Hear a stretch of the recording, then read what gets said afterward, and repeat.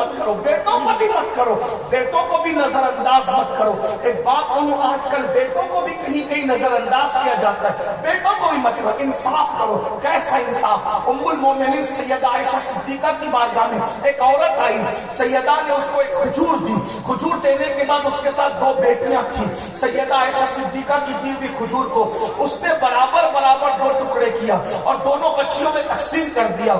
سیدہ عائشہ کو بہت حیرت ہوئی، رسول اللہ تشریف لائے صلی اللہ علیہ وآلہ وسلم، تو آقا سے انہوں نے عرض کی آقا وہ عورت کو میں نے کھجور دی، اس نے برابر برابر تقسیم کر دیا۔ آقا فرماتے ہیں اگر وہ ایسا نہ کرتی تو قیامت کے دن اللہ اس سے سوال کرتا کہ اس نے دونوں بیٹیوں کو برابر برابر کھجور کیوں نہ دی۔ اب توجہ کریں آپ، کبھی لوگ بڑی بیٹی کو زیادہ چاہتے ہیں تو بہت دیتے ہیں، چھوٹی کو نظر انداز کر دیتے ہیں، چھوٹی کو چاہتے ہیں تو بہت دیتے ہیں، بڑی کو نظر انداز۔ لینے دینے میں انصاف، بس ایک چیز میں چھوٹ ہے، ایک چیز میں دل پر تمہارا قبضہ نہیں ہے۔ کس اولاد کے لیے اللہ دل میں کتنا پیار پیدا کر دیں گے اللہ کے اختیار میں، جو اپنے اختیار میں اس میں ہمیں عدل کرنا ہے۔ جیسا کمرہ ایک بیٹے کو ویسا دوسرے کو بھی، جیسا بیٹے کو ویسا بیٹی کو بھی، جب تک وہ گھر میں پلتی رہے۔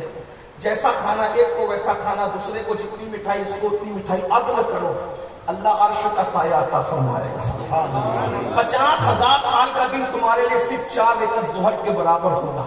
نمبر 2، ہر ایک چونکہ میرے آقا کی حدیث ہے اور میرے امام اس حدیث کے بارے میں کہتے ہیں یا رسول اللہ میں مثال تیرے کلام پر، میں نے یوں تو کس کو زبان نہیں، وہ سخن ہے جس میں سخن نہ ہو، وہ بیان ہے جس کا بیان نہیں، فصحا عرب کے بڑے بڑے تیرے آگے یوں ہے دبے لچے، کوئی جانے منہ میں زبان نہیں بلکہ جسم میں جان ہی۔ حضور کی ایک ایک عبادتوں کو اگر ہم تشریح کرتے جائیں زندگی ختم ہو جائے گی، حضور کی بات ختم نہیں ہوگی۔ لیکن آج آپ سب کو طے کر کے اٹھنا ہے، ہم اولاد کے درمیان انصاف کریں گے، ہم اسی طرح بھائیوں کے درمیان اگر بڑے بھائی ہیں، بڑے بھائیوں کو چھوٹے بھائیوں کے درمیان انصاف کریں گے، بہنوں کے درمیان انصاف کریں گے، عدل کرو، انصاف کرو۔ اللہ اکبر۔